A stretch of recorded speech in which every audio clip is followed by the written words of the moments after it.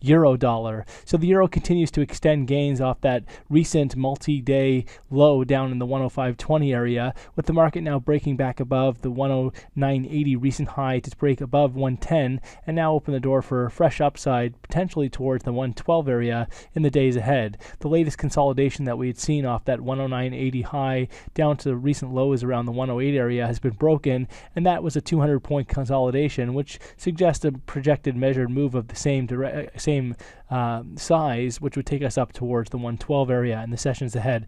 Initial support comes in around 111, which is the 50% fib retracement off of that move from August, that August high that we saw all the way up at 117.15 about, down to the recent low that we saw last week around 105.20.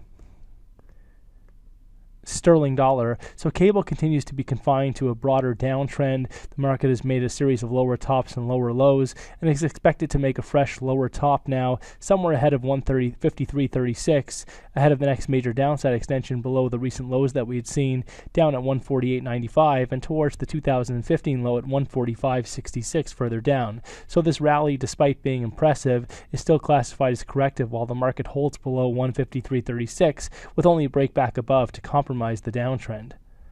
Dollar yen. So a significant break in dollar yen after several days of consolidation between 122.30 and 123.76. The market finally decided to break down below the range base, and the break is significant as it opens the door for a further acceleration of declines in the sessions ahead back into the 119 to 120 area. Any rally should be very well capped now into the 122 and certainly ahead of 123 in favor of that fresh weakness. At this point, only back above 123.76 would compromise the current structure, with a lower top now sought out, potentially eventually for deeper setbacks and acceleration towards that August base at 116.12.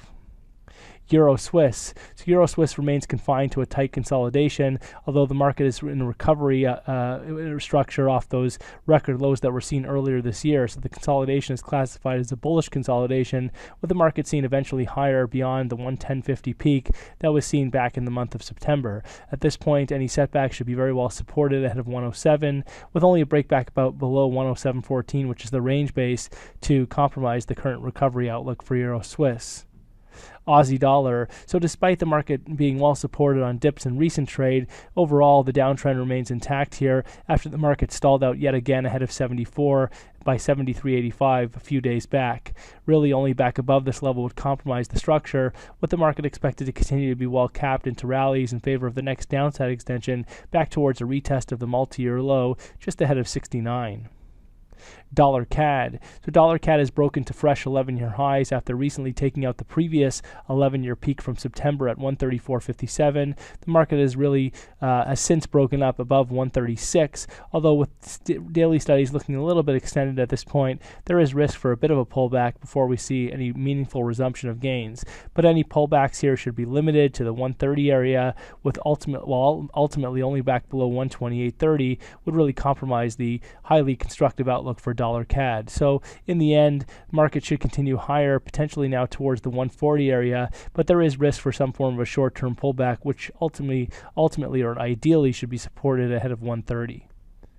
Kiwi dollar. So Kiwi has been consolidating over the past several days. Dips have been very well supported, but again here overall the market remains within a downtrend, just like with Aussie dollar, and any rally should be very well capped with a medium-term lower top sought out in the 69 area in favor of the eventual next downside extension back towards that August base around 62.